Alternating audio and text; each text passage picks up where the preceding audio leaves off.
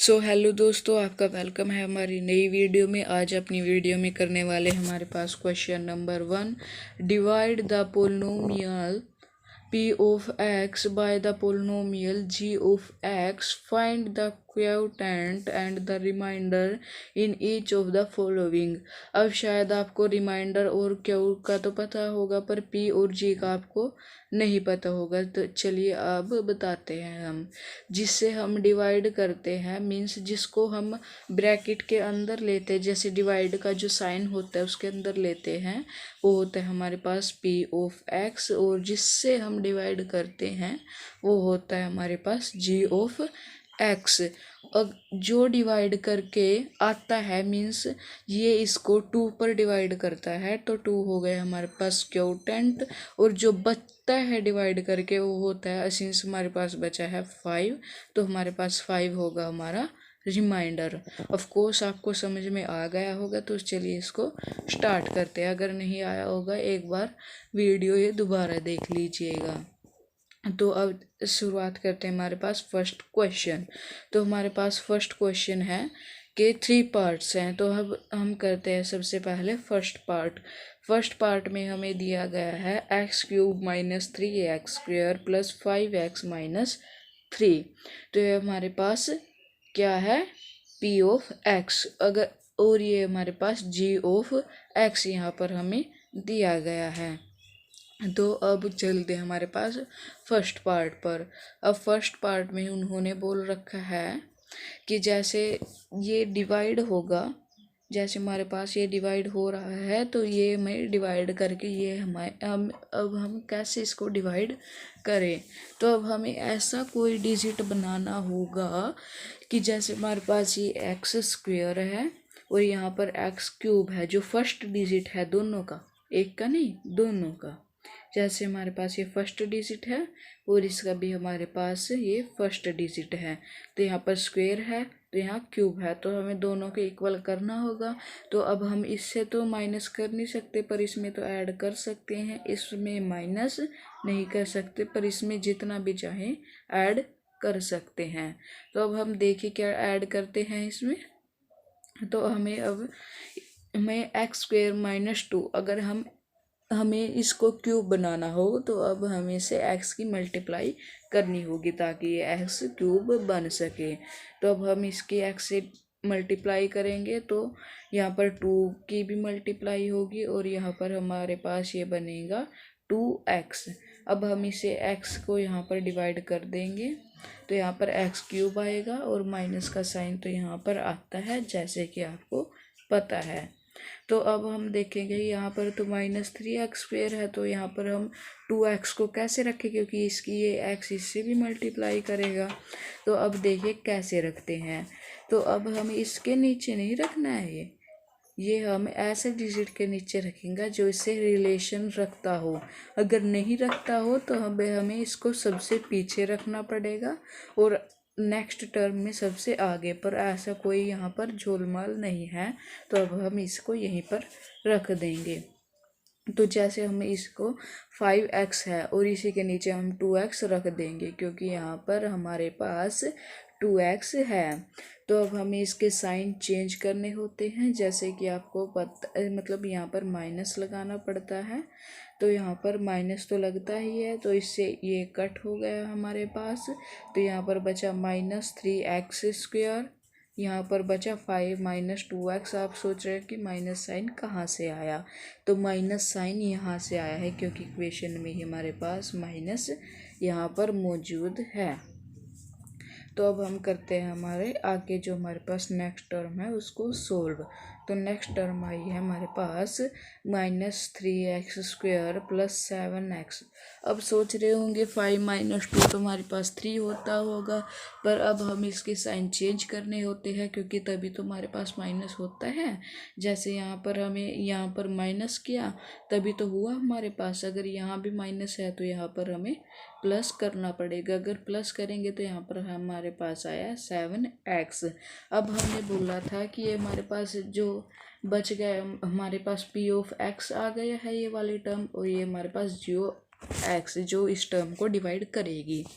तब देखिए, तो मैंने बोला कि जो फर्स्ट टर्म होती है वो दोनों की इक्वल होनी चाहिए। तो अब आपको इसको इक्वल कैसे करोगे? स्क्वायर तो हमारे पास एक्स तो इक्वल है इसका, पर हमारे पास अब देखिए हमारे पास क्या इक्वल नहीं है। तो अब हमारे पास 3 इक्वल नहीं है, तो इसमें -3 आ रहा है, तो अब हमें इसको -3 से ही डिवाइड करना पड़ेगा। अगर हम इसको -3 से करेंगे, हमारे पास टर्म है, हमारे पास अब देखिए हमारे पास टर्म क्या है, हमारे पास टर्म है एक्स स्क्वायर -2। अब अगर हम इसको मल्टीप्लाई करेंगे, किससे करेंगे? -3 से। अगर हम इस टर्म को पूरी को -3 से मल्टीप्लाई करेंगे तो हमारे पास आएगा -3x स्क्वायर +6। हमारे पास ये टर्म आएगी। तब देखिए हमारे पास ये टर्म कहाँ से आती है, क्योंकि ये हमारे पास माइनस है, ये प्लस आप सोच रहे हो कहाँ से आए, क्योंकि हमारे पास माइनस है। जब माइनस और माइनस की मल्टीप्लाई होती है तो हमारे पास बन जाता है प्लस। अभी तो ये हमारे पास माइनस है, तो अब हमारे पास ये टर्म आई है। अब हम इसको माइनस में रखना पड़ेगा यहाँ पर। अगर हम देखें, अगर हम इसको प्लस में रख देंगे यहाँ पर, तो हमारे पास आंसर नहीं आएगा। ये हमारे पास हो जाएगा, ये प्लस में होगा तो माइनस में तो ऐड हो जाएंगे, आंसर नहीं आएगा। तो अब हम इसको माइनस में था तो प्लस में कर देंगे, क्योंकि साइन चेंज होते हैं। ये प्लस में था तो माइनस में, ये भी कट गया, और यहाँ पर हमारे पास आ गया -9, क्योंकि हम यहाँ पर भी साइन चेंज हुआ तो प्लस हो गया -6 7 8 9, तो ये हमारे पास हो गया 9। तो अब देखिए अब हमारे पास क्या आया है। अब बच गया हमारे पास 7x, और यहाँ पर बच गया हमारे पास 9। अब देखिए 7x और 9। अब देखिए वहाँ पर तो था हमारे पास, दिखाते हैं आपको, यहाँ पर था हमारे पास एक्स स्क्वेयर, पर वहाँ पर क्या बचा है हमारे पास 7x। अब देखिए एक्स स्क्वेयर से हम कुछ माइनस तो नहीं कर सकते ना, हम इसमें मल्टीप्लाई कर सकते हैं, पर इसमें से डिवाइड नहीं कर सकते। अब ये हमारे पास क्वेश्चन यहीं पर सोल्व हो चुका है, अब ये हमारे पास आगे नहीं जाएगा। सो दोस्तों, अब हम करने वाले हमारा सेकंड पार्ट, जो कि है हमारे पास x square -3x + 4x + 5 = x square +0x cube -3x square +4x + 5। अब आपको ये थोड़ा थोड़ा सा समझ में नहीं आ रहा होगा, पर जैसे ही आप इसको करने लगोगे तो आपको ये कम्प्लीटली समझ में आ जाएगा। मतलब इसने ये बताया है कि जो हमारे पास ये वाली इक्वेशन है, जैसे हम बताते हैं आपको, हमारे पास जो ये वाली इक्वेशन है वो इस इक्वेशन के इक्वल है। तो अब हम कौन सी वाली इक्वेशन लेंगे? ये वाली, क्योंकि ये ले रहे हैं ना, तो हम तो ये लेंगे। अगर हम ये लेते तो अब हमें ये लेना पड़ता। तो अब हम क्या ले रहे हैं? सेकंड वाली इक्वेशन। तो जैसे कि हम स्टार्ट करते हैं इसको, तो सबसे पहले जो हमारे पास Q(x) है, जो हमारा डिवाइडेंट होता है, जो अंदर डिवाइड होता है, वो हमारे पास ये आ गई है। तो अब हम इसको डिवाइड करना स्टार्ट करना है। अब देखिए हम इसको कैसे डिवाइड कर सकते हैं। तो सबसे पहले हमारे पास है अंदर x4 और बाहर है हमारे पास x2। हमें इसी डिजिट को, पहले वाले डिजिट को ही हमें सोल्व करना होता है, बाद का हो या फिर ना हो। तो अब हम इस स्क्वायर को 4 में कन्वर्ट करने के लिए क्या करेंगे? इस 2 को 4 में कन्वर्ट करने के लिए क्या करेंगे? हम इसको 2 से मल्टीप्लाई कर देंगे, मतलब 2 की पावर और लगा देंगे।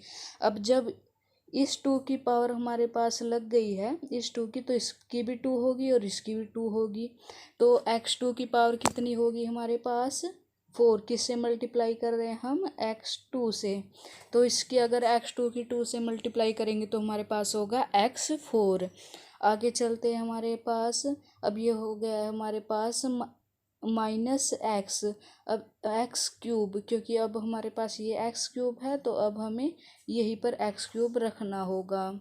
और अब हमारे पास जैसे ये है 3x², अब यहाँ 4x तो नहीं रख सकते क्योंकि हमारे पास x² है, मतलब सिंगल x नहीं है, तो अब हमें यहीं पर रखना होगा। आप सोच रहे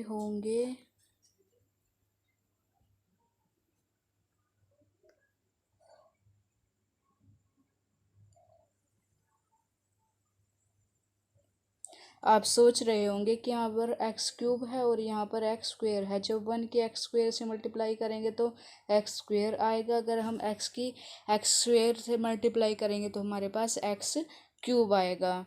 तो अब देखिए हमारे पास आगे हम इस क्वेश्चन को कैसे करते हैं। तो आपको यहाँ तक समझ में आ गया होगा। तो ये साइन चेंज कीजिएगा, माइनस प्लस माइनस, तो अब ये हमारे पास कट हो गया। सेकंड डिजिट हमारे पास x³ तो यहाँ पर कट हो गया, पर 1x³ हमारे पास बच गया। अब ये माइनस में है और ये भी माइनस में, ये भी माइनस में, तो ये हमारे पास ऐड हो गया। ऐड होके क्या आया 4x², और नेक्स्ट 4x + 5 हमारे पास ऑलरेडी था। तो अब हम चलते हैं हमारे पास आगे, जो हमारे पास क्वेश्चन है उसको।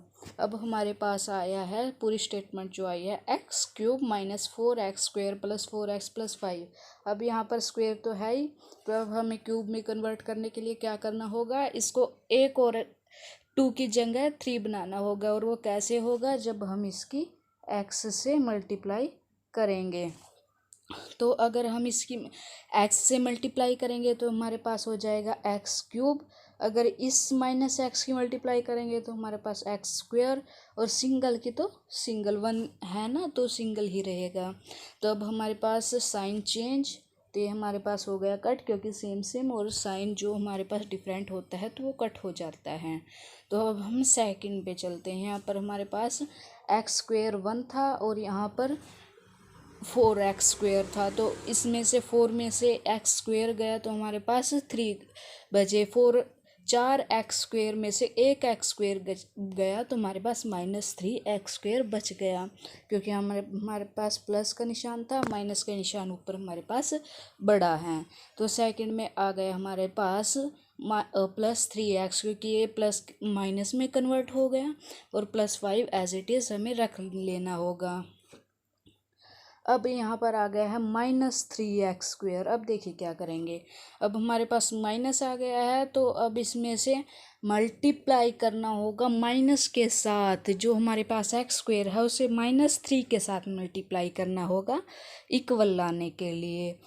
और जब हम मल्टीप्लाई करेंगे तो ये सारी इक्वेशन हमारे पास इक्वल हो जाएगी, और इसका जो रिमाइंडर आएगा, मतलब जो r(x) आएगा वो हमारे पास आएगा 0।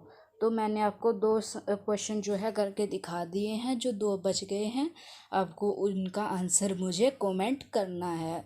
आई होप आपको इसका बेसिक कंसेप्ट समझ में आया होगा।